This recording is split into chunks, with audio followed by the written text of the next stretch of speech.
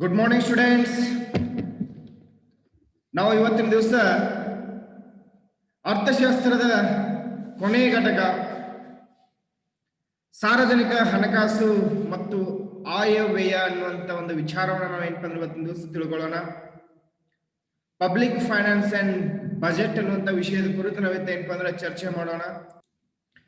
Public finance and budget ಅಂದ್ರೆ ಸಾರ್ವಜನಿಕ ಹಣಕಾಸು ಮತ್ತು ಆಯ ವ್ಯಯ ಅನ್ನುವಂಥ ಒಂದು ಘಟಕವನ್ನು ಏನಪ್ಪ ಅಂದ್ರೆ ಇವತ್ತಿನ ದಿವಸ ನಾವು ಏನಪ್ಪ ಅಧ್ಯಯನ ಮಾಡೋಣ. ಇಲ್ಲಿ ನಾವು ಈ ಒಂದು ಸಾರ್ವಜನಿಕ ಹಣಕಾಸು ಅನ್ನುವಂಥ ಒಂದು ಘಟಕದಲ್ಲಿ ಸಾರ್ವಜನಿಕ ಹಣಕಾಸಿನ ಅರ್ಥ, ಸಾರ್ವಜನಿಕ ಹಣಕಾಸಿನ ಒಂದು ಮಹತ್ವದ ಜೊತೆಗೆ ಆಯವ್ಯಯ ಬಜೆಟ್ ಅನ್ನುವಂಥ ಒಂದು ವಿಚಾರ, ಸಾರ್ವಜನಿಕ ವೆಚ್ಚ ಆಗಿರ್ಬೋದು, ಸಾರ್ವಜನಿಕ ಆದಾಯ ಆಗಿರ್ಬೋದು, ಕೊರತೆ ಹಣಕಾಸು ಆಗಿರ್ಬೋದು ಅಥವಾ ವಿತ್ತೀಯ ಕೊರತೆ ಅನ್ನುವಂಥ ಒಂದು ವಿಚಾರಗಳನ್ನ ಕುರಿತು ನಾವು ಇಲ್ಲಿ ಸವಿಸ್ತಾರವಾಗಿ ಏನಪ್ಪ ಅಂದ್ರ ಇವತ್ತಿನ ದಿವಸ ಏನಪ್ಪ ಚರ್ಚೆ ಮಾಡೋಣ. ನಾವು ಈ ಸಾರ್ವಜನಿಕ ಹಣಕಾಸಿನ ಒಂದು ಪರಿಚಯ ನೋಡ್ಬೇಕಾದ್ರೆ ನಾವು ಮೊದಲಿಗೆ ಏನ್ ಮಾಡ್ಬೇಕಂದ್ರೆ ಫಸ್ಟಿಗೆ ನಾವು ನಮ್ಮ ಕುಟುಂಬದ ಬಗ್ಗೆ ತಿಳ್ಕೊಬೇಕಾಗಿದೆ. ಕುಟುಂಬಕ್ಕೂ ಸಾರ್ವಜನಿಕ ಹಣಕಾಸಕ್ಕೂ ಏನ್ ಸಂಬಂಧ ಇದೆ ಅಂತ ನೋಡ್ಬೇಕಾದ್ರೆ, ನಾವು ಒಂದು ಕುಟುಂಬವನ್ನ ನಿರ್ವಹಣೆ ಮಾಡ್ಬೇಕಾದ್ರೆ, ಕುಟುಂಬವನ್ನ ನಾವೇನಪ್ಪ ಅಂದ್ರೆ ಸಾಗಿಸ್ಕೊಂಡು ಹೋಗ್ಬೇಕಾದ್ರೆ ನಮಗೆ ಯಾವ ಮೂಲಗಳಿಂದ ವರಮಾನ ಬರ್ತೈತಿ ಅನ್ನೋದ್ರ ಬಗ್ಗೆ ಏನ್ ಮಾಡ್ಬೇಕಂತ ತಿಳ್ಕೊಬೇಕಾಗಿದೆ. ಅಂದ್ರ ನಮಗೆ ನಮ್ಮ ಕುಟುಂಬ ಯಾವ ಮೂಲಗಳಿಂದ ಎಷ್ಟು ವರಮಾನವನ್ನು ಪಡಿತಾ ಇದೆ, ಎಷ್ಟು ಆದಾಯವನ್ನು ಪಡಿತಾ ಇದೆ ಅನ್ನೋ ಒಂದು ವಿಚಾರ ಏನಂತ ಗೊತ್ತಾಗ್ಬೇಕಾಗಿದೆ. ನಮ್ಮ ಕುಟುಂಬಕ್ಕೆ ಬರುತ್ತಿರುವಂತ ಆದಾಯ ಎಷ್ಟು ಬರ್ತಾ ಇದೆ, ಯಾವ ಮೂಲಗಳಿಂದ ಬರ್ತಾ ಇದೆ ಅನ್ನೋದನ್ನ ತಿಳ್ಕೊಂಡಾಗ ಮಾತ್ರ ಏನಪ್ಪಾ ಅಂದ್ರೆ ನಾವು ಸಾರ್ವಜನಿಕ ಹಣಕಾಸಿನ ಒಂದು ವಿಚಾರವನ್ನು ತಿಳ್ಕೊಳ್ಳಿಕ್ಕೆ ಏನಾಗುತ್ತೆ ಅಂದ್ರೆ ಸಾಧ್ಯ ಆಗ್ತಾ ಇದೆ. ಆ ನಿಟ್ಟಿನಲ್ಲಿ ಕುಟುಂಬದಲ್ಲಿರುವಂತಹ ಪ್ರತಿ ಸದಸ್ಯರು ಇವತ್ತು ಅರ್ಥವ್ಯವಸ್ಥೆಯ ಪ್ರಮುಖವಾಗಿರುವಂತಹ ಕೃಷಿ ವಲಯ ಆಗಿರ್ಬೋದು, ಕೈಗಾರಿಕಾ ವಲಯ ಆಗಿರ್ಬೋದು, ಅಥವಾ ಉದ್ದಿಮೆಗಳಾಗಿರ್ಬೋದು, ಅಥವಾ ಸೇವಾ ವಲಯಗಳಲ್ಲಿ ತಮ್ಮನ್ನ ತಾವು ತೊಡಗಿಸಿಕೊಂಡು ಏನ್ ಮಾಡ್ತಾರೆ ಅಂದ್ರೆ ವರಮಾನವನ್ನ, ಆದಾಯವನ್ನ ಏನ್ ಮಾಡ್ತಾರೆ ಅಂದ್ರೆ ಪಡಿತಾ ಇದ್ದಾರೆ.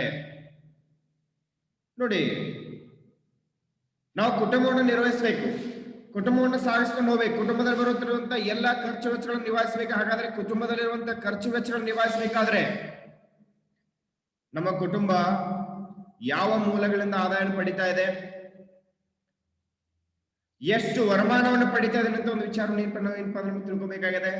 ಯಾಕಂದ್ರೆ ನಮಗೆ ಗೊತ್ತೇ ಇರೋದಿಲ್ಲ. ಯಾಕಂದ್ರೆ ಏನ್ ಮಾಡ್ತೀವಪ್ಪ ಅಂದ್ರೆ ಕುಟುಂಬದಕ್ಕೆ ಯಾವ ಮೂಲಗಳಿಂದ ಆದಾಯ ಬರ್ತಾ ಇದೆ, ಎಷ್ಟು ಬರ್ತಾ ಇದೆ ಅನ್ನೋ ಒಂದು ವಿಚಾರ ಕೂಡ ನಮಗೆ ಮಾಹಿತಿ ಇರೋದಿಲ್ಲ. ಹಂಗಾಗಿ ಕುಟುಂಬದಲ್ಲಿರುವಂತಹ ಪ್ರತಿ ಸದಸ್ಯರು ಕೂಡ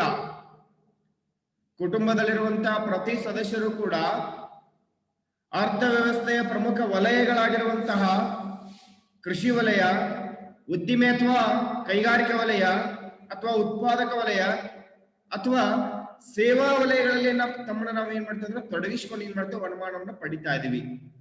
ಈ ಫಾರ್ ಎಕ್ಸಾಂಪಲ್ ನಾವು ಕೈಗಾರಿಕೆಗಳಲ್ಲಿ ಕೆಲಸ ಮಾಡೋದ್ರ ಮೂಲಕ ಆಗಿರ್ಬೋದು, ಸೇವಾ ವಲಯಗಳಲ್ಲಿ ತಮ್ಮನ್ನು ನಾವು ತೊಡಗಿಸಿಕೊಳ್ಳೋದ್ರ ಮೂಲಕ, ಇವತ್ತು ಬ್ಯಾಂಕ್ ಆಗಿರ್ಬೋದು, ವಿಮೆ ಆಗಿರ್ಬೋದು, ಅಥವಾ ಇನ್ನಿತರ ಯಾವುದೇ ಸಂಸ್ಥೆಗಳಲ್ಲಿ ನಾವು ದುಡಿಯೋದ್ರ ಮೂಲಕ ಏನ್ ಮಾಡ್ತೇವೆ ಅಂದ್ರೆ ಆದಾಯವನ್ನು ಪಡಿತಾ ಇರ್ತೀವಿ. ವ್ಯಕ್ತಿಗಳು ವರಮಾನವನ್ನ ಗೇಣಿ ಅಥವಾ ಬಾಡಿಗೆ, ನೋಡಿ ವ್ಯಕ್ತಿಗಳು ಏನಂದ್ರೆ ವರಮಾನವನ್ನ ಗೇಣಿ ಅಥವಾ ಬಾಡಿಗೆಯ ಮೂಲಕ, ಕೂಲಿಯ ಮೂಲಕ, ಬಡ್ಡಿಯ ಮೂಲಕ ಮತ್ತು ಲಾಭಗಳ ಮೂಲಕ ಏನಂತಾರೆ ವರಮಾನವನ್ನು ಏನ್ ಮಾಡ್ತಾರೆ ಪಡಿತಾರೆ. ನೋಡಿ, ವ್ಯಕ್ತಿಗಳು ವರಮಾನವನ್ನು ಯಾವ್ಯಾವ ಮೂಲಗಳ ಮೂಲಕ, ಗೇಣಿ ಅಥವಾ ಬಾಡಿಗೆ, ಕೂಲಿ, ಬಡ್ಡಿ ಅಥವಾ ಲಾಭಗಳ ಮೂಲಕ ವರಮಾನವನ್ನು ಏನ್ ಮಾಡ್ತಾರೆ ಪಡಿತಾರೆ. ಹಂಗಂತಂದ್ರ ಗೇಣಿ ಅಥವಾ ಬಾಡಿಗೆ ಅಂತಂದ್ರೆ ಏನ್ ನೋಡ್ರಿ, ಭೂಮಿ, ಜಮೀನು ಮತ್ತು ಇತರ ಆಸ್ತಿಗಳ ಮೇಲೆ ನಾವೇನ್ ಮಾಡ್ತೀವಿ ಅಂದ್ರೆ ವರಮಾನವನ್ನು ಪಡಿತೀವಿ. ನೋಡಿ, ಭೂಮಿಯನ್ನು ಏನ್ ಮಾಡ್ತೀವಿ, ಉಳುಮೆ ಮಾಡ್ತೀವಿ. ಭೂಮಿ ಅಥವಾ ಜಮೀನನ್ನು ಮಾಡ್ತೀವಿ, ಉಳುಮೆ ಮಾಡ್ತೀವಿ, ಬಿತ್ತನೆ ಮಾಡ್ತೀವಿ. ಅದರಲ್ಲಿ ವಿವಿಧ ಬೆಳೆಗಳನ್ನ ಏನ್ ಮಾಡ್ತೀವಿ ಅಂದ್ರೆ ಪಡಿತಾ ಇದ್ದೀವಿ. ಹೆಚ್ಚುವರಿ ಇರುವಂತ ಭೂಮಿ ಏನ್ ಮಾಡ್ತೀವಿ ಅಂದ್ರೆ ಗೇಣಿ ಕೊಡ್ತಾ ಇದ್ದೀವಿ, ಬಾಡಿಗೆ ಕೊಡ್ತಾ ಇದ್ದೀವಿ. ಹೆಚ್ಚುವರಿ ಭೂಮಿಯನ್ನು ಏನ್ ಮಾಡ್ತೀವಿ ಅಂದ್ರೆ ಭೂಮಿಯನ್ನ, ಜಮೀನನ್ನ ಏನ್ ಮಾಡ್ತೀವಿ ಅಂದ್ರೆ ಬಾಡಿಗೆ ಕೊಡೋದ್ರ ಮೂಲಕ, ಗೇಣಿಗೆ ಕೊಡೋದ್ರ ಮೂಲಕ ಏನ್ ಮಾಡ್ತೀವಿ ಅದರಿಂದ ಮೂಲಕ ಆದಾಯ ಪಡ್ಕೊತಾ ಇದೀವಿ.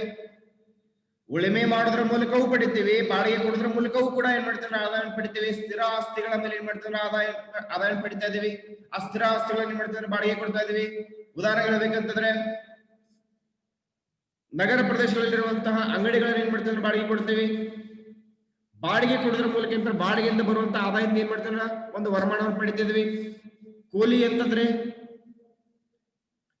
ವಿವಿಧ ಆರ್ಥಿಕ ಚಟುವಟಿಕೆಗಳಲ್ಲಿ ಬೇರೆ ಬೇರೆ ಆರ್ಥಿಕ ಚಟುವಟಿಕೆಗಳಲ್ಲಿ ಏನಂತಾರೆ ಭಾಗಿಯಾಗಿ ನಮ್ಮ ಶ್ರಮವನ್ನ ನೀಡೋದ್ರ ಮೂಲಕ ಅಂದ್ರೆ ನಮ್ಮಲ್ಲಿರುವಂತಹ ಶ್ರಮವನ್ನ ಏನಪ್ಪಾ ಅಂದ್ರೆ ನಾವು ದುಡಿಮೆಯ ಮೂಲಕ ಏನಪ್ಪಾ ಅಂದ್ರ ತೊಡಗಿಸಿಕೊಳ್ಳೋದ್ರ ಮೂಲಕ ಶ್ರಮವನ್ನ ಹಾಕೋದ್ರ ಮೂಲಕ ನಾವೇನ್ ಮಾಡ್ತೀವಿ ಅಂದ್ರ ವರಮಾನ ಪಡಿತೀವಿ. ಅಂದ್ರೆ ವಿವಿಧ ಆರ್ಥಿಕ ಚಟುವಟಿಕೆಗಳು ಕೃಷಿ ಆಗಿರ್ಬೋದು, ಉದ್ದಿಮೆ ಆಗಿರ್ಬೋದು, ಅಥವಾ ಸೇವಾ ವಲಯ ಆಗಿರ್ಬೋದು, ಈ ಎಲ್ಲಾ ಚಟುವಟಿಕೆಗಳಲ್ಲಿ ಏನಪ್ಪಾ ಅಂದ್ರೆ ನಾವು ಶ್ರಮವನ್ನ ಏನಪ್ಪಾ ನೀಡೋದ್ರ ಮೂಲಕ ಏನಪ್ಪಾ ಅಂದ್ರ ಆದಾಯವನ್ನು ಪಡಿತೀವಿ.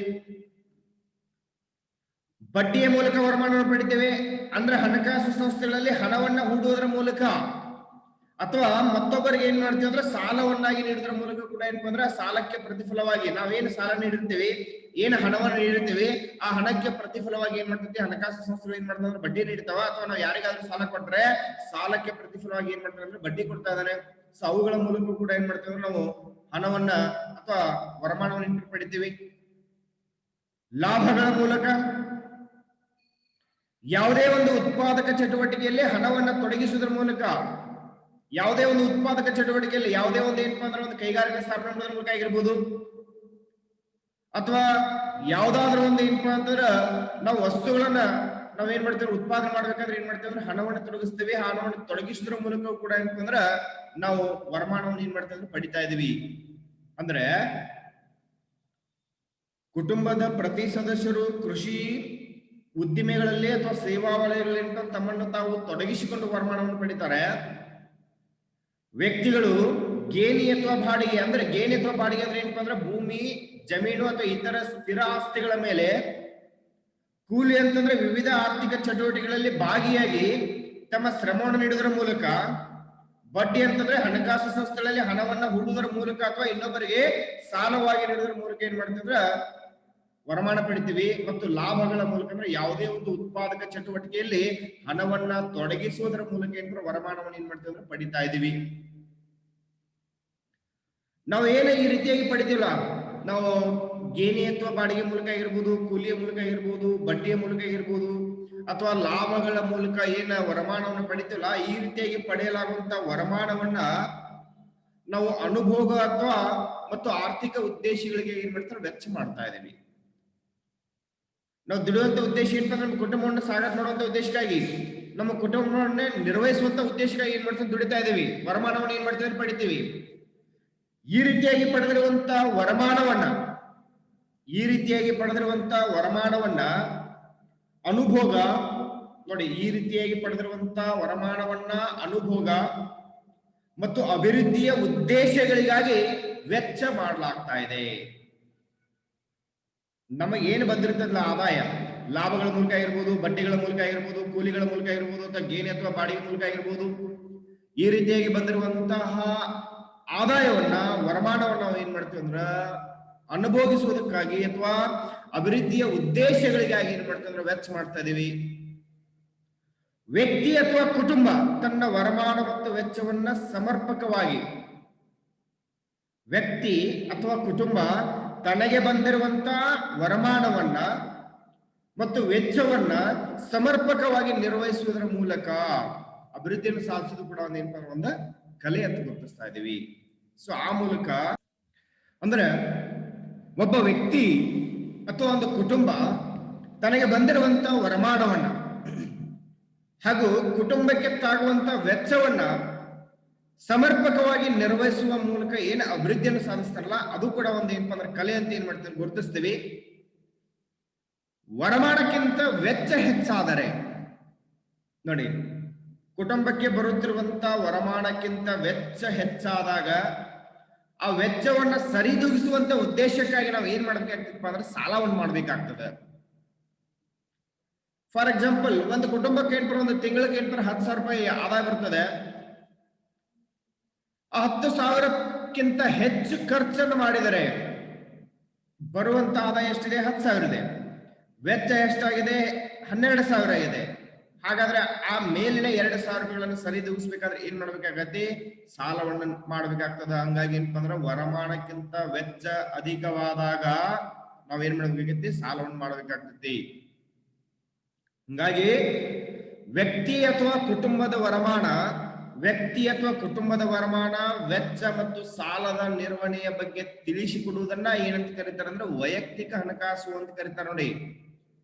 ವ್ಯಕ್ತಿ ಅಥವಾ ಕುಟುಂಬದ ವರಮಾನ, ವೆಚ್ಚ ಮತ್ತು ಸಾಲದ ನಿರ್ವಹಣೆಯನ್ನ ತಿಳಿಸಿಕೊಡುವುದಕ್ಕೆ ಏನಂತ ಕರೀತಾರಪ್ಪ ಅಂತಂದ್ರೆ ವೈಯಕ್ತಿಕ ಹಣಕಾಸು, ಪರ್ಸನಲ್ ಫೈನಾನ್ಸ್ ಅಂತ ಏನ್ ಮಾಡ್ತಾರೆ ಗುರುತಿಸ್ತಾ ಇದ್ದಾರೆ ನೋಡಿ.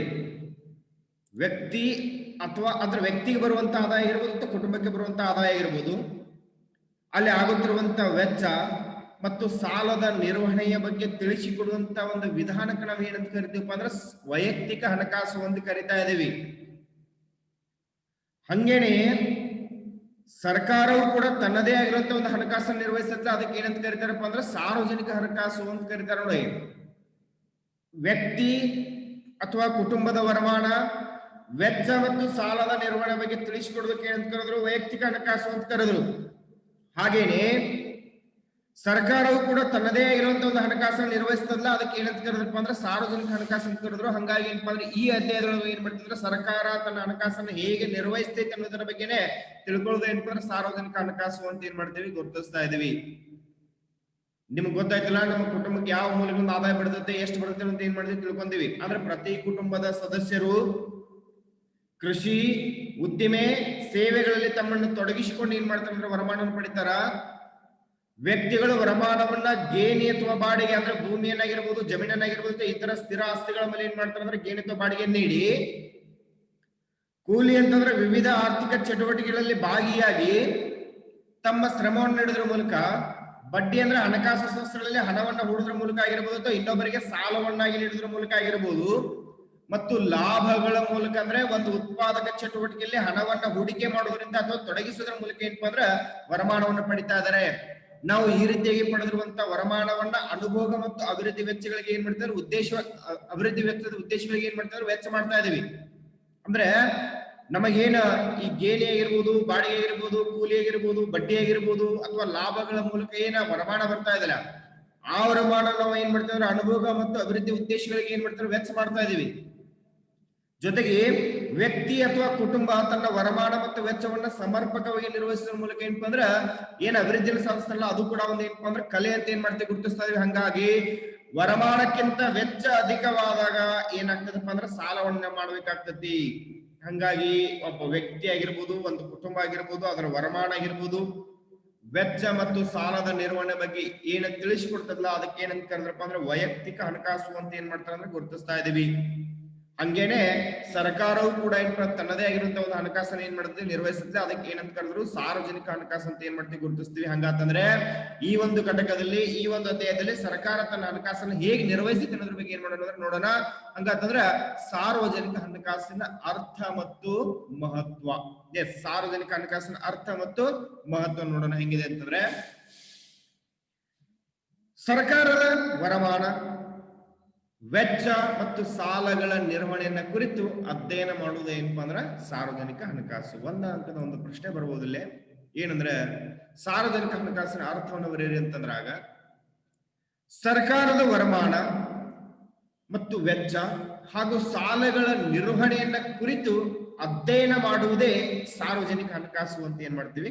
ಕರಿತಾ ಇದೀವಿ. ನೋಡಿ, ಸರ್ಕಾರದ ವರಮಾನ, ಸರ್ಕಾರಕ್ಕೆ ಯಾವ ಯಾವ ಮೂಲಗಳಿಂದ ವರಮಾನ ಬರ್ತಾ ಇದೆ, ಯಾವ ಯಾವ ಮೂಲಗಳಿಂದ ಆದಾಯ ಬರ್ತಾ ಇದೆ, ಬಂದಿರುವಂತ ವರಮಾನವನ್ನ, ಬಂದಿರುವಂತ ಆದಾಯವನ್ನ ನಾವು ಯಾವ ಯಾವ ಉದ್ದೇಶಗಳಿಗಾಗಿ, ಯಾವ ಯಾವ ಅಭಿವೃದ್ಧಿ ವೆಚ್ಚಗಳಿಗಾಗಿ ಏನ್ ಮಾಡ್ತೀವಿ ಅಂದ್ರೆ ಅಭಿವೃದ್ಧಿ ಉದ್ದೇಶಗಳಿಗೆ ಏನ್ ಮಾಡ್ತಾರೆ? ವೆಚ್ಚ ಮಾಡ್ತೀವಿ.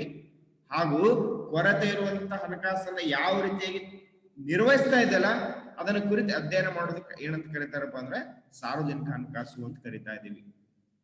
ಅಂದ್ರೆ ಸರ್ಕಾರಕ್ಕೆ ಬೇರೆ ಬೇರೆ ಮೂಲಗಳ ಮೂಲಕ ಹಣಕಾಸು ಬರ್ತಾ ಇದೆ, ಆದಾಯ ಬರ್ತಾ ಇದೆ. ಬಂದಿರುವಂತ ಆದಾಯ ಏನ್ ಮಾಡ್ತೀವಿ ಅಂದ್ರೆ ಅಭಿವೃದ್ಧಿಯ ಉದ್ದೇಶಗಳಿಗೆ ಏನ್ ಮಾಡ್ತಾರೆ? ವೆಚ್ಚ ಮಾಡ್ತಾ ಇದೀವಿ. ಅಭಿವೃದ್ಧಿಯ ಉದ್ದೇಶಗಳಿಗೆ ವೆಚ್ಚ ಮಾಡೋದ್ರ ಜೊತೆಗೆ ಏನಂದ್ರೆ ಸಾಲಗಳ ನಿರ್ವಹಣೆ ನಾವು ಏನ್ ಅಧ್ಯಯನ ಮಾಡ್ತೀವಲ್ಲ ಅದಕ್ಕೆ ಏನಂತ ಕರೀತಪ್ಪ ಅಂದ್ರೆ ಸಾರ್ವಜನಿಕ ಹಣಕಾಸು ಅನ್ನುವಂತ ಒಂದು ಅರ್ಥದೊಳಗೆ ಏನ್ ಕರಿತಾ ಇದ್ದಾರೆ. ಹಂಗಂತಂದ್ರ ಸರ್ಕಾರದ ವರಮಾನ ಮತ್ತು ವೆಚ್ಚಗಳ ನಿರ್ವಹಣೆ, ಮತ್ತು ಅವುಗಳಲ್ಲಿರುವಂತ ಹೊಂದಾಣಿಕೆ ಮಾಡುವಂತ ಪ್ರಕ್ರಿಯೆ ಬಗ್ಗೆ ಅಧ್ಯಯನ ಮಾಡುವುದೇ ಸಾರ್ವಜನಿಕ ಹಣಕಾಸು ಅಂತ ಏನ್ ಮಾಡ್ತಾರೆ ಅಂದ್ರೆ ಡಾಲ್ಟನ್ ಅವ್ರು ಏನ್ ಮಾಡ್ತಾರೆ ಅಂದ್ರೆ ಗುರುತಿಸ್ತಾ ಇದ್ದಾರೆ ನೋಡಿ. ಏನಪ್ಪಾ ಅಂದ್ರೆ ಸರ್ಕಾರದ ವರಮಾನ ಹಾಗೂ ವೆಚ್ಚಗಳ ನಿರ್ವಹಣೆ ಮತ್ತು ಅವುಗಳಲ್ಲಿರುವಂತ ಹೊಂದಾಣಿಕೆ ಮಾಡುವಂತ ಪ್ರಕ್ರಿಯೆ ಬಗ್ಗೆ ಅಭ್ಯಸಿಸುವುದೇ, ಅಧ್ಯಯನ ಮಾಡುವುದೇ ಸಾರ್ವಜನಿಕ ಹಣಕಾಸು ಅಂತ ಯಾರು ಹೇಳಿದಾರಪ್ಪ ಅಂದ್ರ ಡಾಲ್ಟನ್ ಅನ್ನುವಂತ ಅರ್ಥಶಾಸ್ತ್ರಜ್ಞರು ವ್ಯಾಖ್ಯಾನಿಸ್ತಾ ಇದ್ದಾರೆ. ಏನಂದ್ರೆ ಸರ್ಕಾರದ ವರಮಾನ, ಸರ್ಕಾರಕ್ಕೆ ಯಾವ ಯಾವ ಮೂಲಗಳಿಂದ ಆದಾಯ ಬರ್ತಾ ಇದೆ, ವರಮಾನ ಬರ್ತಾ ಇದೆ, ಮೊದಲು ನಾವೇನ್ ಮಾಡ್ಬೇಕಂದ್ರೆ ಪಟ್ಟಿ ಮಾಡ್ಬೇಕು. ಆಮೇಲೆ ಬಂದಿರುವಂತ ಆದಾಯಗಳನ್ನ ಏನಪ್ಪ ಅಂದ್ರೆ ಯಾವ ಯಾವ ಉದ್ದೇಶಗಳಿಗೆ ಯಾವ ಯಾವ ಯೋಜನೆಗಳಿಗೆ ಏನ್ ಮಾಡಿದ್ವಿ, ವೆಚ್ಚ ಮಾಡಿದ್ವಿ, ಅಂದ್ರೆ ಯಾವ ರೀತಿಯಾಗಿ ನಿರ್ವಹಣೆ ಮಾಡಿದ್ವಿ ಅನ್ನೋದ್ರ ಬಗ್ಗೆ ಏನ್ ಮಾಡ್ಬೇಕಂದ್ರೆ ಪಟ್ಟಿ ಮಾಡ್ಬೇಕು. ಹಾಗೇನೆ ಕೊರತೆ ಇರುವಂತ ವರಮಾನಕ್ಕಿಂತ ವೆಚ್ಚ ವೆಚ್ಚ ಏನಪ್ಪ ಅಂದ್ರೆ ಹೆಚ್ಚಾದಾಗ ವೆಚ್ಚವನ್ನು ಹೊಂದಾಣಿಕೆ ಮಾಡುವಂತ ಪ್ರಕ್ರಿಯೆ ಬಗ್ಗೆ ನಾವು ಏನ್ ಅಧ್ಯಯನ ಮಾಡ್ತೀವಿ, ಏನ್ ಅಭ್ಯಾಸ ಮಾಡ್ತೀವಿ, ಅದಕ್ಕೆ ಏನಂತ ಕರೆದ್ರಪ್ಪ ಅಂದ್ರೆ ಸಾರ್ವಜನಿಕ ಹಣಕಾಸು ಅಂತ ಒಂದು ಅರ್ಥದೊಳಗೆ ಡಾಲ್ಟನ್ ಅವ್ರು ಏನ್ ಮಾಡ್ತಾರೆ ವ್ಯಾಖ್ಯಾನಿಸ್ತಾ ಇದ್ದಾರೆ.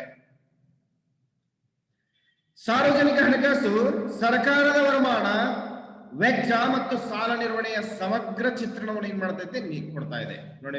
ಸಾರ್ವಜನಿಕ ಹಣಕಾಸು ಏನ್ ಮಾಡ್ತೈತಪ್ಪ ಅಂದ್ರೆ ಸರ್ಕಾರಕ್ಕೆ ಬರುತ್ತಿರುವಂತ ಆದಾಯ, ಸರ್ಕಾರ ಮಾಡುತ್ತಿರುವಂತ ಖರ್ಚು ಅಥವಾ ವೆಚ್ಚ ಮತ್ತು ಸಾಲ ನಿರ್ವಹಣೆಯ ಸಮಗ್ರ ಚಿತ್ರಣವನ್ನು ಏನ್ ಮಾಡ್ತೈತಪ್ಪ ಅಂದ್ರೆ ಕೊಡ್ತಾ ಇದೆ. ಹಂಗಂತಂದ್ರೆ ಅದರ ಮಹತ್ವ ಏನಿದೆ?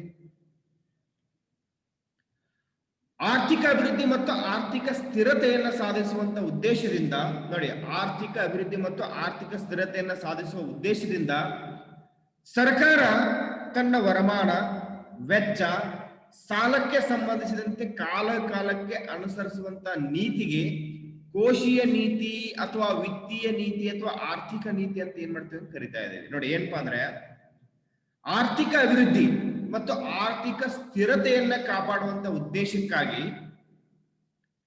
ಸರ್ಕಾರ ತನ್ನ ವರಮಾನ, ವೆಚ್ಚ ಮತ್ತು ಸಾಲಕ್ಕೆ ಸಂಬಂಧಿಸಿದಂತೆ ಕಾಲಕ್ಕೆ ಅನುಸರಿಸುವಂತ ನೀತಿಗೆ ನಾವು ಏನಂತ ಕರಿತೀವಿ ಅಂದ್ರೆ ಕೋಶೀಯ ನೀತಿ ಅಥವಾ ವಿತ್ತೀಯ ನೀತಿ ಅಂತ ಏನ್ ಮಾಡ್ತೀವಿ ಗುರುತಿಸ್ತೀವಿ. ಇಲ್ಲಿ ಕೂಡ ಏನಪ್ಪ ಒಂದು ಮಾರ್ಕ್ಸ್ ಒಂದು ಪ್ರಶ್ನೆ ಬರ್ತಾ ಇದೆ, ವಿತ್ತೀಯ ನೀತಿ ಎಂದರೆ ಏನು ಅಥವಾ ಕೋಶೀಯ ನೀತಿ ಎಂದರೆ ಏನು? ಉತ್ತರ, ಆರ್ಥಿಕ ಅಭಿವೃದ್ಧಿ ಮತ್ತು ಆರ್ಥಿಕ ಸ್ಥಿರತೆಯನ್ನು ಸಾಧಿಸುವಂತ ಉದ್ದೇಶದಿಂದ ಸರ್ಕಾರ ತನ್ನ ವರಮಾನ, ವೆಚ್ಚ ಮತ್ತು ಸಾಲಕ್ಕೆ ಸಂಬಂಧಿಸಿದಂತೆ ಕಾಲಕ್ಕೆ ಅನುಸರಿಸುವಂತ ನೀತಿಗೆ ಕೋಶೀಯ ನೀತಿ ಅಥವಾ ವಿತ್ತೀಯ ನೀತಿ ಅಂತ ಏನ್ ಮಾಡ್ತೀವಿ ಗುರುತಿಸ್ತಾ ಇದೀವಿ. ಹಂಗಾಗಿ ಇಲ್ಲಿ ಆರ್ಥಿಕ ಬೆಳವಣಿಗೆ ಮತ್ತು ಸ್ಥಿರತೆ ಸಾಧಿಸಿ ವರಮಾನದ ಸಮಾನ ಹಂಚಿಕೆಯನ್ನ ಸಾಧಿಸುವುದೇ ವಿತ್ತೀಯ ನೀತಿಯ ಪ್ರಮುಖ ಉದ್ದೇಶಗಳಾಗಿವೆ. ಹಂಗಂತಂದ್ರ ಈ ಕೋಶೀಯ ನೀತಿ ಅಥವಾ ವಿತ್ತೀಯ ನೀತಿಯ ಪ್ರಮುಖ ಅಂತ ಉದ್ದೇಶ ಏನಿದೆಪ್ಪ ಅಂತಂದ್ರೆ ಆರ್ಥಿಕ ಬೆಳವಣಿಗೆಯನ್ನ ಅಥವಾ ಆರ್ಥಿಕ ಅಭಿವೃದ್ಧಿಯನ್ನ ಮತ್ತು ಸ್ಥಿರತೆಯನ್ನ ಸಾಧಿಸಿ ವರಮಾನದ ಸಮಾನ ಹಂಚಿಕೆಯನ್ನ ಸಾಧಿಸುವುದು ವಿತ್ತೀಯ ನೀತಿಯ ಪ್ರಮುಖವಾದಂತ ಉದ್ದೇಶಗಳಂತ ಏನ್ ಮಾಡ್ತೀವಿ ಗುರುತಿಸ್ತಾ ಇದ್ದೀವಿ. ಹಂಗಂತಂದ್ರ ಸರ್ಕಾರ ಸಾಮಾನ್ಯವಾಗಿ ತಾನು ಸಂಗ್ರಹಿಸಿರುವಂತ ವರಮಾನವನ್ನ ಅಥವಾ ಪಡೆದ ಸಾಲದ ಮೊತ್ತವನ್ನ ಅಭಿವೃದ್ಧಿಯ ಕಾರ್ಯಗಳ ಮೇಲೆ ವ್ಯಯಿಸ್ತಾ ಇದೆ, ಖರ್ಚು ಮಾಡ್ತಾ ಇದೆ. ಹೌದು ಸರ್, ಸರ್ಕಾರ ತಾನು ಸಂಗ್ರಹಿಸಿರುವಂತ ವರಮಾನವನ್ನ ಎದರ ಮೇಲೆ ಖರ್ಚು ಮಾಡ್ತೈತ್ರಿ? ಎಸ್, ಸರ್ಕಾರ ಏನ್ ಮಾಡ್ತೈತಪ್ಪ ಅಂದ್ರೆ ತಾನು ಸಂಗ್ರಹಿಸಿರುವಂತ ವರಮಾನವನ್ನ ಅಥವಾ ಪಡೆದ ಸಾಲದ ಮೊತ್ತವನ್ನ ಅಭಿವೃದ್ಧಿಯ ಕಾರ್ಯಗಳ ಮೇಲೆ ವ್ಯಯಿಸ್ತಾ ಇದೆ, ಖರ್ಚು ಮಾಡ್ತಾ ಇದೆ. ಯಾವಾಗ ಸರ್ಕಾರ ತಾನು ಸಂಗ್ರಹಿಸಿರುವಂತ ವರಮಾನವನ್ನ ಅಥವಾ ಪಡೆದಿರುವಂತ ಸಾಲದ ಮೊತ್ತವನ್ನ ಅಭಿವೃದ್ಧಿ ಕಾರ್ಯಗಳ ಮೇಲೆ ವ್ಯಯಿಸ್ತಾ ಇದೆಯೋ ಅವಾಗ ಬೆಳವಣಿಗೆಯ ದರವನ್ನ ವೃದ್ಧಿಸಿ ಹೆಚ್ಚು ಮಾಡಿ ಅಭಿವೃದ್ಧಿಯ ದರವನ್ನ ಏನ್ ಮಾಡತೈತಿ ಹೆಚ್ಚು ಮಾಡೋದ್ರ ಮೂಲಕ ಎಲ್ಲರಿಗೂ ಏನ್ ಮಾಡತೈತಿ ಪ್ರಯೋಜನ ದೊರಕ್ತಾ ಇದೆ. ಯಾಕಂದ್ರೆ ಸರ್ಕಾರದ ಮಟ್ಟದೊಳಗೆ ಅಭಿವೃದ್ಧಿ ಯೋಜನೆಗಳು ಆರಂಭವಾದಾಗ ಬೆಳವಣಿಗೆ ದರ ಆಟೋಮೆಟಿಕ್ ಆಗಿ ಏನ್ ಹೆಚ್ಚಾಗ್ತೈತಿ. ಹಿಂಗಾಗಿ ಆ ಬೆಳವಣಿಗೆ ಏನಾಗ್ತೈತಿ ಅಂದ್ರೆ ಎಲ್ಲರಲ್ಲೂ ಏನಪ್ಪಾ ಅಂದ್ರೆ ಪ್ರಯೋಜನ ದೊರಕಿಸ್ತಾ ಇದೆ. ಹಂಗಾಗಿ ಆರ್ಥಿಕ ಹಿಂಜರಿತದ ಸಂದರ್ಭಗಳಲ್ಲಿ ವೆಚ್ಚವನ್ನ ಹಿಗ್ಗಿಸಿ, ಆರ್ಥಿಕ ಹಿಗ್ಗುವಿಕೆ ಸಂದರ್ಭದಲ್ಲಿ ವೆಚ್ಚವನ್ನ ಕುಗ್ಗಿಸಿ ನೋಡಿ. ಆರ್ಥಿಕ ಹಿಂಜರಿಕೆ ಅಂದ್ರ ಹಣಕಾಸಿನ ಸಮಸ್ಯೆಗಳು ಬಂದಿರುವಂತ ಸಂದರ್ಭದಲ್ಲಿ ಅಥವಾ ಅಲ್ಲಿ ಏನಪ್ಪಾ ವೆಚ್ಚವನ್ನ ಹಿಗ್ಗಿಸಿ, ಆರ್ಥಿಕವಾಗಿ ಕುಗ್ಗುವಿಕೆಯ ಸಂದರ್ಭದಲ್ಲಿ ವೆಚ್ಚವನ್ನ ಕುಗ್ಗಿಸಿ ಸರ್ಕಾರ ಏನ್ ಮಾಡುತ್ತೆ ಸ್ಥಿರತೆಯನ್ನ ಕಾಪಾಡ್ತಾ ಇದೆ. ಹಂಗಾಗಿ ಸರ್ಕಾರದ ವರಮಾನ, ವೆಚ್ಚ ಮತ್ತು ಅವುಗಳ ನಡುವಿನ ಹೊಂದಾಣಿಕೆಗಳು, ವಾರ್ಷಿಕ ಆಯವ್ಯಯ ಅಥವಾ ಮುಂಗಡ ಪತ್ರಗಳ ಭಾಗವಾಗಿರುವುದರಿಂದ ಸಾರ್ವಜನಿಕ ಹಣಕಾಸಿನ ಅಧ್ಯಯನ ಆಯವ್ಯಯ ವಿಶ್ಲೇಷಣೆಗೆ ಏನಾಗಿದೆ ಅಂದ್ರೆ ಸಹಕಾರಿಯಾಗಿದೆ. ನೋಡಿ, ಸರ್ಕಾರದ ವರಮಾನ, ವೆಚ್ಚ ಹಾಗೂ ಅವುಗಳ ನಡುವಿನ ಹೊಂದಾಣಿಕೆಗಳು ಏನಾಗಿರುತ್ತೆ ಅಂದ್ರೆ ವಾರ್ಷಿಕ ಆಯವ್ಯಯ ಅಥವಾ ಮುಂಗಡ ಪತ್ರಗಳ ಭಾಗವಾಗಿರುವುದರಿಂದ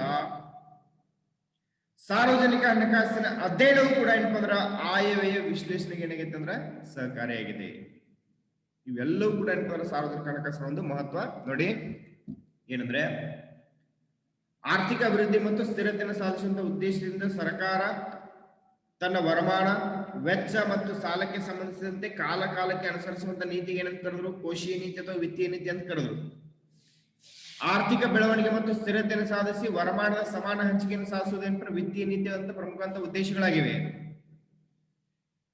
ಸರ್ಕಾರ ಸಮಾನವಾಗಿ ತಾನು ಸಂಗ್ರಹಿಸಿರುವಂತ ವರಮಾನವನ್ನ ಅಥವಾ ಪಡೆದ ಸಾಲದ ಮೊತ್ತವನ್ನು ಅಭಿವೃದ್ಧಿ ಕಾರ್ಯಗಳ ಮೇಲೆ ಏನು ವ್ಯಯಿಸಿಲ್ಲ, ಆ ವ್ಯಯಿಸುವಂತ ಸಂದರ್ಭ ಬೆಳವಣಿಗೆ ದರವನ್ನು ಹೆಚ್ಚಿಸಿ ವೃದ್ಧಿಸಿ ಎಲ್ಲರಿಗೆ ಏನ್ ಮಾಡ್ತೀವಿ? ಪ್ರಯೋಜನವನ್ನು ದೊರಕಿಸ್ತಾ ಇದೆ. ಅದೇ ರೀತಿಯಾಗಿ ಆರ್ಥಿಕ ಹಿಂಜರಿತದ ಸಂದರ್ಭಗಳಲ್ಲಿ ವೆಚ್ಚವನ್ನ ಹಿಗ್ಗಿಸಿ, ಆರ್ಥಿಕ ಹಿಗ್ಗುವಿಕೆಯ ಸಂದರ್ಭಗಳಲ್ಲಿ ವೆಚ್ಚವನ್ನ ಕುಗ್ಗಿಸಿ ಸರ್ಕಾರ ಆರ್ಥಿಕ ಸ್ಥಿರತೆ ಏನ್ ಮಾಡತೈತಿ? ಕಾಪಾಡ್ತಾ ಇದೆ ಅಥವಾ ಸಾಧಿಸ್ತಾ ಇದೆ. ಹಂಗಾಗಿ ಸರ್ಕಾರದ ವರಮಾನ ಮತ್ತು ವೆಚ್ಚ ಮತ್ತು ಅವುಗಳ ನಡುವಿನ ಹೊಂದಾಣಿಕೆಗಳು ಏನ್ ಮಾಡ್ತಾ ಅಂದ್ರೆ ವಾರ್ಷಿಕ ಆಯವ್ಯಯ ಅಥವಾ ಮುಂಗಡ ಪತ್ರಗಳ ಭಾಗವಾಗಿರುವುದರಿಂದ ಸಾರ್ವಜನಿಕ ಹಣಕಾಸಿನ ಅಧ್ಯಯನ ಆಯವ್ಯಯಗಳ ವಿಶ್ಲೇಷಣೆಗೆ ಏನಾಗ್ತೈತೆ ಅಂದ್ರೆ ಸಹಕಾರಿಯಾಗಿದೆ. ಸೊ ಇದೆಲ್ಲವೂ ಕೂಡ ಏನಪ್ಪ ಅಂದ್ರೆ ಸಾರ್ವಜನಿಕ ಹಣಕಾಸಿನ ಒಂದು ಮಹತ್ವ.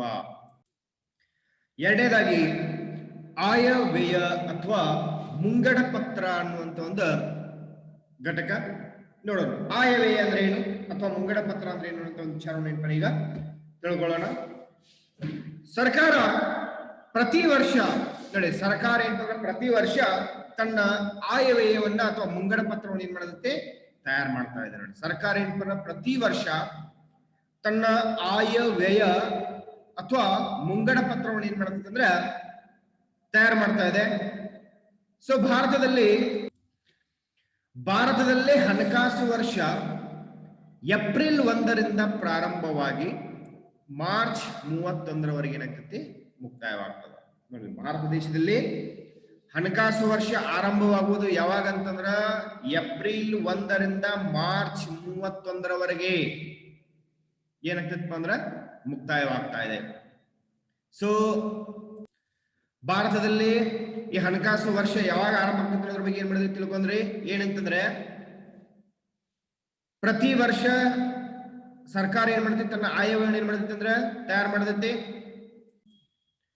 ಭಾರತದಲ್ಲಿ ಹಣಕಾಸು ವರ್ಷ ಆರಂಭವಾಗುವುದು ಏಪ್ರಿಲ್ 1ರಿಂದ ಮುಕ್ತಾಯವಾಗುವುದು ಏನಪ್ಪ ಅಂದ್ರ ಮಾರ್ಚ್ 31ರವರೆಗೆ ಏನಾಗ್ತೈತಿ ಅಂದ್ರ ಹಣಕಾಸು ವರ್ಷ ಇರ್ತದ. ಹಂಗಂತಂದ್ರ ಮುಂದಿನ ವರ್ಷದ ಆಯವ್ಯಯವನ್ನ ಅಂದ್ರೆ ಮುಂದಿನ ವರ್ಷದ ಆಯವ್ಯಯನ ಸರ್ಕಾರ ಏನ್ ಮಾಡ್ತದೆ? ಸದರಿ ವರ್ಷದಲ್ಲಿ ತಯಾರಿಸಿ ಸಂಸತ್ತಿನ ಅನುಮೋದನೆ ಏನ್ ಮಾಡ್ತೈತಿ? ಪಡಿತಾ ಇದೆ. ನೋಡಿ, ಮುಂದಿನ ವರ್ಷದ್ದು ಅಂದ್ರೆ ಒಂದ್ ವರ್ಷದ ಏನಪ್ಪ ಅಂದ್ರೆ ಮೊದಲೇ ಏನ್ ಮಾಡ್ತೈತಿ ಅಂದ್ರ ಆಯವ್ಯಯನ್ನ ತಯಾರಿಸಿ ಸರ್ಕಾರ ಏನ್ ಮಾಡ್ತೈತಿ ಅಂದ್ರ ಸದರಿ ವರ್ಷದಲ್ಲಿ ತಯಾರು ಮಾಡಿ ಸಂಸತ್ತಿನೊಳಗೆ ಏನ್ ಮಾಡ್ತೈತಿ? ಅನುಮೋದನೆ ಏನ್ ಮಾಡ್ತೈತಿ ಅಂದ್ರ ಪಡೆದೈತಿ. ಹಂಗಾಗಿ ಈ ಆಯವ್ಯಯದ ಮೂಲಕವೇ ತನ್ನ ಕೋಶೀಯ ನೀತಿಗಳನ್ನ ಅಥವಾ ಕೋಶೀಯ ನೀತಿಯ ಉದ್ದೇಶಗಳನ್ನ ಸಾಧಿಸಲಿಕ್ಕೆ ಪ್ರಯತ್ನ ಮಾಡ್ತೈತಿ. ಹಂಗಾತಂದ್ರ ಆಯವ್ಯಯ ಎಂದರೇನು? ಎಸ್, ಇಲ್ಲಿ ಪ್ರಶ್ನೆ ಬರುವಂತದ್ದು ಏನಪ್ಪ ಅಂದ್ರೆ ಮುಂಗಡ ಪತ್ರ ಎಂದ್ರೇನು ಅಥವಾ ಆಯವ್ಯಯ ಅಂದ್ರೇನು ಅಂತ ಒಂದು ಪ್ರಶ್ನೆ ಏನಪ್ಪ ಉದ್ಭವಿಸ್ತೈತಿ. ನೋಡ್ರಿ, ಪ್ರತಿ ವರ್ಷ ಸರ್ಕಾರ ಏನ್ ಮಾಡ್ತೈತಿ? ತನ್ನ ಆಯವ್ಯಯ ತಯಾರು ಮಾಡ್ತೈತಿ. ಭಾರತದಲ್ಲಿ ಹಣಕಾಸು ವರ್ಷ ಆರಂಭವಾಗುವುದು ಏಪ್ರಿಲ್ 1ರಿಂದ ಮಾರ್ಚ್ 31ರವರೆಗೆ ಏನಪ್ಪ ಅಂದ್ರ ಭಾರತದಲ್ಲಿ ಹಣಕಾಸು ವರ್ಷ ಇರ್ತದ. ಸರ್ಕಾರ ಏನ್ ಮಾಡ್ತಾವ ಅಂದ್ರ ಮುಂದಿನ ವರ್ಷದ ಆಯವ್ಯಯವನ್ನ ಅಥವಾ ಮುಂಗಡ ಪತ್ರವನ್ನ ಸದರಿ ವರ್ಷದಲ್ಲಿ ಏನ್ ಮಾಡ್ತೈತಿ? ತಯಾರು ಮಾಡಿ ಸಂಸತ್ತಿನ ಅನುಮೋದನೆ ಏನ್ ಮಾಡ್ತೈತಿ? ಪಡಿತೈತಿ.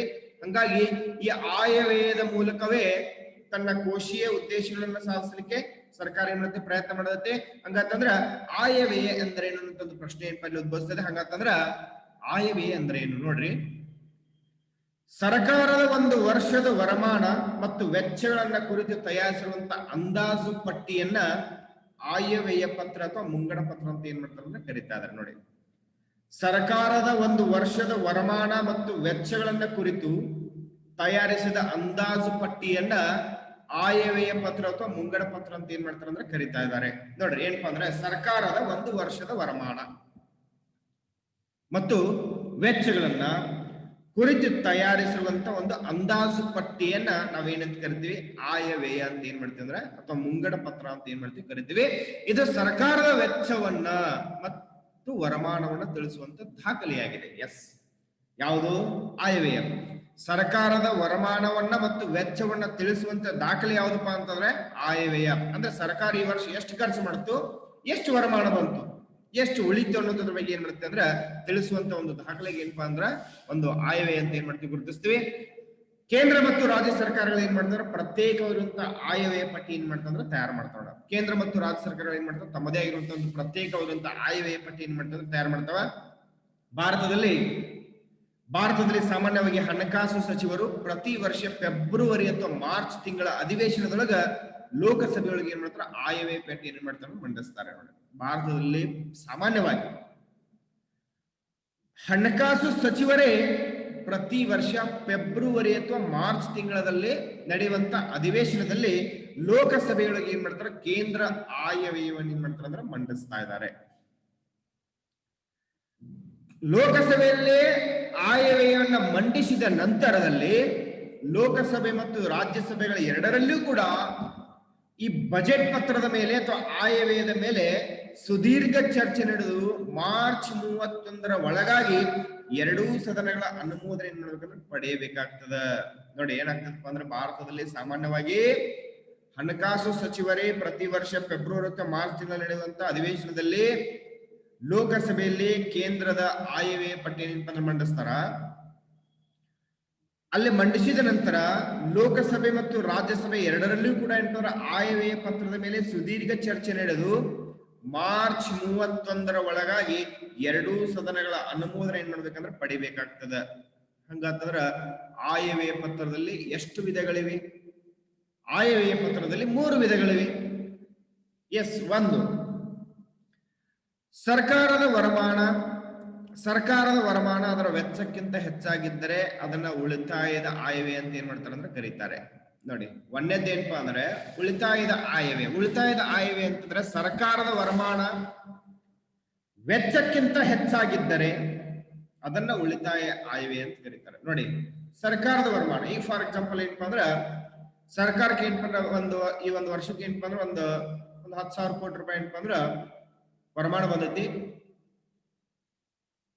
ಅದರ ವೆಚ್ಚ ಏನಪ್ಪಾ ಅಂದ್ರೆ ಸುಮಾರು ಒಂದು 5,000 ಕೋಟಿ ಇದೆ. ಹಂಗಂದ್ರೆ ಉಳಿದಷ್ಟು 5,000 ಕೋಟಿ ಇತ್ತು. ಹಂಗಂತಂದ್ರೆ ಸರ್ಕಾರದ ವರಮಾನ ಅದರ ವೆಚ್ಚಕ್ಕಿಂತ ಹೆಚ್ಚಾಗಿದ್ದರೆ ಅದನ್ನ ಏನಂತ ಕರಿತೀವಿ, ಉಳಿತಾಯದ ಆಯವ್ಯಯ ಅಂತ ಏನ್ ಮಾಡ್ತೀವಿ ಕರಿತೀವಿ.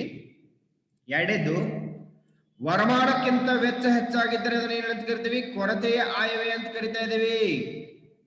ಏನಪ್ಪಾ ಅಂದ್ರೆ ಬರುವಂತ ವರಮಾನಕ್ಕಿಂತ ವೆಚ್ಚ ಹೆಚ್ಚಾಗಿದ್ರೆ ಅದನ್ನ ಏನಂತ ಕರಿತೀವಿ ಅಂದ್ರೆ ಕೊರತೆಯ ಆಯವ್ಯಯ ಅಂತ ಏನ್ ಮಾಡ್ತೀವಿ ಕರಿತಾ ಇದ್ದೀವಿ. ಮೂರನೇದು ವರಮಾನ ಮತ್ತು ವೆಚ್ಚ ಎರಡೂ ಸಮನಾಗಿದ್ದರೆ ಅದನ್ನ ಏನಂತ ಕರಿತೀವಿ ಅಂದ್ರೆ ಸಮತೋಲನದ ಆಯವ್ಯಯ ಅಂತ ಏನ್ ಮಾಡ್ತಾರೆ ಕರಿತಾ ಇದ್ದೀವಿ. ವರಮಾನ ಮತ್ತು ವೆಚ್ಚಗಳು ಎರಡೂ ಸಮನಾಗಿದ್ದರೆ ಅದನ್ನ ಏನಂತ ಕರಿತೀವಿ ಅಂದ್ರ ಸಮತೋಲನದ ಆಯವ್ಯಯ ಅಂತ ಏನ್ ಮಾಡ್ತೀವಿ ಕರಿತೀವಿ. ಇವು ಆಯವ್ಯಯ ಪತ್ರದಲ್ಲಿ ಅಂತ ಬರುವಂತ 3 ಪ್ರಮುಖ ವಿಧಗಳು. ಒಂದು ಉಳಿತಾಯದ ಆಯವ್ಯಯ, ಎರಡನೇದು ಕೊರತೆಯ ಆಯವ್ಯಯ, ಮೂರೇನಪ್ಪಾ ಅಂದ್ರೆ ಸಮತೋಲನದ ಆಯವ್ಯಯ ಅಂತ ಏನ್ ಮಾಡ್ತೀವಿ ಗುರುತಿಸ್ತೀವಿ. ಇವತ್ತು ಭಾರತದಂತ ಅಭಿವೃದ್ಧಿ ಹೊಂದಿರುವಂತಹ ರಾಷ್ಟ್ರಗಳಲ್ಲಿ ನೋಡಿ, ಭಾರತದಂತ ಅಭಿವೃದ್ಧಿ ಹೊಂದಿರುವಂತಹ ರಾಷ್ಟ್ರಗಳಲ್ಲಿ ಕೊರತೆಯ ಆಯವ್ಯಯನ್ನ ಮಂಡಿಸುವುದರ ಮೂಲಕ ಅಧಿಕ ಪ್ರಮಾಣದ ವೆಚ್ಚ ಮಾಡಿ ಆರ್ಥಿಕ ಅಭಿವೃದ್ಧಿಯನ್ನು ಸಾಧಿಸಲಿಕ್ಕೆ ಏನ್ ಮಾಡ್ತಿದ್ರೆ ಪ್ರಯತ್ನ ಮಾಡ್ತಾ ಇದೀವಿ. ಇವತ್ತೇನಪ್ಪಾ ಅಂದ್ರ ಭಾರತದಂತ ರಾಷ್ಟ್ರಗಳಲ್ಲಿ ಕೊರತೆಯ ಆಯವ್ಯಯ ಏನ್ ಮಾಡ್ತಾರೆ ಮಂಡಿಸ್ತಾ ಇದೀವಿ. ಯಾಕಂದ್ರೆ ಭಾರತ ಅಭಿವೃದ್ಧಿ ಹೊಂದುತ್ತಿರುವಂತಹ ರಾಷ್ಟ್ರ.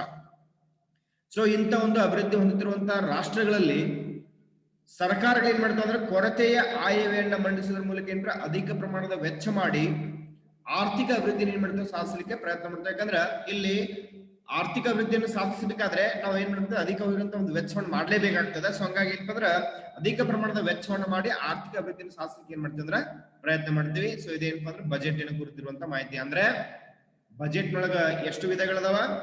3 ಅದಾವ. ಒಂದು ಉಳಿತಾಯದ ಆಯವ್ಯಯ, ಕೊರತೆಯ ಆಯವ್ಯಯ ಮತ್ತು ಸಮತೋಲನದ ಆಯವ್ಯಯ. ನಮಗ್ ಗೊತ್ತಾಯ್ತು ಬಜೆಟ್ ಅಂದ್ರೆ ಏನನ್ನೋದ್ರ ಬಗ್ಗೆ ಏನ್ ತಿಳ್ಕೊಂಡ್ವಿ. ಪ್ರತಿ ವರ್ಷವೂ ಕೂಡ ಏನಂತಂದ್ರೆ ಸರ್ಕಾರ ತನ್ನ ಆಯವ್ಯಯ ಏನ್ ಮಾಡ್ತೈತಿ, ತಯಾರು ಮಾಡ್ತೈತಿ. ಭಾರತದಲ್ಲಿ ಹಣಕಾಸು ವರ್ಷ ಆರಂಭವಾಗುವುದು ಏಪ್ರಿಲ್ 1ರಿಂದ ಮುಂದಿನ ವರ್ಷದ ಮಾರ್ಚ್ 31ರವರೆಗೆ. ಎಸ್ ನೋಡಿ, ಭಾರತದಲ್ಲಿ ಹಣಕಾಸು ವರ್ಷ ಆರಂಭವಾಗುವುದು ಏಪ್ರಿಲ್ 1ರಿಂದ ಮುಂದಿನ ವರ್ಷದ ಮಾರ್ಚ್ 31ರವರೆಗೆ ಏನಪ್ಪಾ ಅಂದ್ರೆ ಮುಕ್ತಾಯ ಆಗ್ತೈತಿ. ಆ ಮುಂದಿನ ವರ್ಷದ ಆಯವ್ಯಯವನ್ನ ಸರ್ಕಾರ ಏನ್ ಮಾಡ್ತೈತಿ ಅಂದ್ರೆ ಸದರಿ ವರ್ಷದಲ್ಲಿ ತಯಾರಿಸಿ ಸಂಸತ್ತಿನ ಒಂದು ಅನುಮೋದನೆಯನ್ನು ಪಡಿತೈತಿ. ಆ ಸಂಸತ್ತಿನ ಅನುಮೋದನೆ ಪಡೆದ ನಂತರ ಆಯವ್ಯಯದ ಮೂಲಕ ತನ್ನ ಕೋಶೀಯ ಉದ್ದೇಶಗಳನ್ನ ಸಾಧಿಸಲಿಕ್ಕೆ ಪ್ರಯತ್ನಿಸ್ತೈತಿ. ಹಂಗಂತಂದ್ರ ಆಯವ್ಯಯ ಅಂದ್ರೆ ಏನು ಅಂತ ಒಂದು ಪ್ರಶ್ನೆಗೆ ಸರ್ಕಾರದ ಒಂದು ವರ್ಷದ ವರಮಾನ ಮತ್ತು ವೆಚ್ಚಗಳನ್ನ ಕುರಿತು ತಯಾರಿಸಿರುವಂತ ಅಂದಾಜು ಪಟ್ಟಿಗೆ ಏನಂತ ಕರೆದ್ರಪ್ಪ ಅಂದ್ರ ಆಯವ್ಯಯ ಪತ್ರ ಅಥವಾ ಮುಂಗಡ ಪತ್ರ ಅಂತ ಏನ್ ಮಾಡ್ತಾರೆ ಗುರುತಿಸ್ತಾ ಇದ್ದಾರೆ. ನೋಡಿ, ಸರ್ಕಾರದ ಒಂದು ವರ್ಷದ ವರಮಾನ ಮತ್ತು ವೆಚ್ಚಗಳನ್ನು ಕುರಿತು ತಯಾರಿಸಿರುವಂತಹ ಅಂದಾಜು ಪಟ್ಟಿಯನ್ನ ಆಯವ್ಯಯ ಪತ್ರ ಅಥವಾ ಮುಂಗಡ ಪತ್ರ ಅಂತ ಏನ್ ಮಾಡ್ತಾರೆ ಅಂದ್ರೆ ಕರೀತಾರೆ. ಇದು ಸರ್ಕಾರದ ವರಮಾನವನ್ನ ಮತ್ತು ವೆಚ್ಚವನ್ನ ತಿಳಿಸುವಂತ ಒಂದು ದಾಖಲೆ ಆಗ್ಯದ, ಯಾವುದು ಮುಂಗಡ ಪತ್ರ.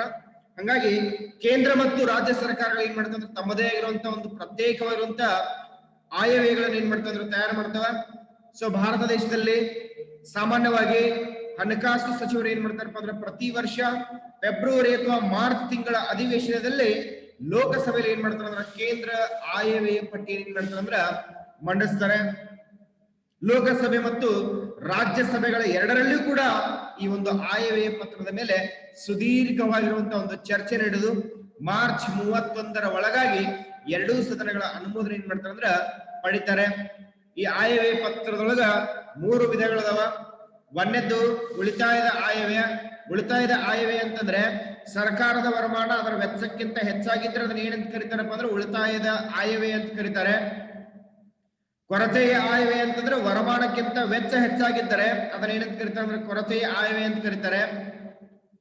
ವರಮಾನ ಮತ್ತು ವೆಚ್ಚಗಳು ಎರಡೂ ಸಮನಾಗಿದ್ದರೆ ಅದನ್ನ ಏನಂತ ಕರೀತಾರೆ ಅಂದ್ರೆ ಸಮತೋಲನದ ಆಯವ್ಯಯ ಅಂತ ಏನ್ ಮಾಡ್ತಾರೆ ಅಂದ್ರೆ ಕರೀತಾರೆ. ಇನ್ನು ಈ ಭಾರತದಂತ ಅಭಿವೃದ್ಧಿ ಹೊಂದಿರುವಂತ ರಾಷ್ಟ್ರಗಳಲ್ಲಿ ಸರ್ಕಾರಗಳು ಏನ್ ಮಾಡ್ತಾರೆ ಅಂದ್ರೆ ಕೊರತೆಯ ಆಯವ್ಯಯವನ್ನು ಮಂಡಿಸೋದ್ರ ಮೂಲಕ ಅಧಿಕ ಪ್ರಮಾಣದ ವೆಚ್ಚವನ್ನ ಮಾಡಿ ಆರ್ಥಿಕ ಅಭಿವೃದ್ಧಿಯನ್ನು ಸಾಧಿಸಲಿಕ್ಕೆ ಏನ್ ಮಾಡ್ತಾರೆ ಅಂದ್ರೆ ಪ್ರಯತ್ನ ಮಾಡ್ತಾವ. ಸೊ ಇದೆಲ್ಲವೂ ಕೂಡ ಏನಪ್ಪಾ ಅಂದ್ರೆ ಆಯವ್ಯಯ ಪತ್ರಕ್ಕೆ ಸಂಬಂಧಪಟ್ಟದ್ದು. ನೆಕ್ಸ್ಟ್ ಸಾರ್ವಜನಿಕ ವೆಚ್ಚಗಳನ್ನ ಏನಪ್ಪಾ ಅಂದ್ರೆ ಹೇಳೋಣ. ಈ ಸಾರ್ವಜನಿಕ ವೆಚ್ಚಗಳನ್ನು ಹೇಳೋದಕ್ಕಿಂತ ಮುಂಚೆ ಸ್ವಲ್ಪ ಹಿನ್ನೆಲೆಯನ್ನು ನೋಡಿದರೆ ನಾವು ವೈಯಕ್ತಿಕ ಹಣಕಾಸಿನ ಬಗ್ಗೆ ನೋಡ್ತೀವಿ. ವ್ಯಕ್ತಿ ಅಥವಾ ಕುಟುಂಬದ ವರಮಾನ, ವೆಚ್ಚ ಮತ್ತು ಸಾಲದ ನಿರ್ವಹಣೆ ಬಗ್ಗೆ ತಿಳಿಸಿಕೊಡೋದಕ್ಕೆ ಏನಂತ ಕರೀತಾರೆ ಅಂದ್ರ ವೈಯಕ್ತಿಕ ಹಣಕಾಸು ಅಂತ ಕರಿತೀವಿ. ಅಂದ್ರೆ ವ್ಯಕ್ತಿ ಆಗಿರ್ಬೋದು ಅಥವಾ ಒಂದು ಕುಟುಂಬದ ವರಮಾನ, ವೆಚ್ಚ ಮತ್ತು ಸಾಲದ ನಿರ್ವಹಣೆ ಬಗ್ಗೆ ತಿಳಿಸಿಕೊಡೋದಕ್ಕೆ ಏನಂತ ಕರಿತೀವಿ ಅಂದ್ರೆ ವೈಯಕ್ತಿಕ ಹಣಕಾಸು ಅಂತ ಏನ್ ಮಾಡ್ತೀವಿ ಗುರುತಿಸ್ತೀವಿ. ಹಂಗೇನೆ ಸರ್ಕಾರ ತನ್ನದೇ ಇರುವಂತಹ ಒಂದು ಹಣಕಾಸನ್ನು ನಿರ್ವಹಿಸ್ತದೆ, ಅದಕ್ಕೆ ಏನಂತ ಕರಿತಾರಪ್ಪ ಅಂದ್ರೆ ಸಾರ್ವಜನಿಕ ಹಣಕಾಸು ಅಂತ ಕರಿತೀವಿ. ಈ ಸಾರ್ವಜನಿಕ ಹಣಕಾಸಿನ ಅರ್ಥವನ್ನು ಮಹತ್ವ ನೋಡ್ಬೇಕಾದ್ರೆ ಸರ್ಕಾರದ ವರಮಾನ, ವೆಚ್ಚ ಮತ್ತು ಸಾಲಗಳ ನಿರ್ವಹಣೆಯನ್ನ ಕುರಿತು ಅಧ್ಯಯನ ಮಾಡುವುದೇ ಸಾರ್ವಜನಿಕ ಹಣಕಾಸು ಅಂತ ಏನ್ ಮಾಡ್ತೀವಿ ಗುರುತಿಸ್ತಾ ಇದೀವಿ. ಸರ್ಕಾರದ ವರಮಾನ ಮತ್ತು ವೆಚ್ಚಗಳ ನಿರ್ವಹಣೆ ಹಾಗೂ ಅವುಗಳಲ್ಲಿ ಹೊಂದಾಣಿಕೆ ಮಾಡುವಂತ ಒಂದು ಪ್ರಕ್ರಿಯೆ ಬಗ್ಗೆ ಅಧ್ಯಯನ ಮಾಡುವುದೇ ಏನಪ್ಪ ಅಂದ್ರ ಸಾರ್ವಜನಿಕ ಹಣಕಾಸು ಅಂತ ಏನ್ ಮಾಡ್ತೀವಿ ಅಂದ್ರೆ ಡಾಲ್ಟನ್ ರವರು ಏನ್ ಮಾಡ್ತಾರೆ ಅಂದ್ರ ಕರಿತಾ ಇದ್ದಾರೆ.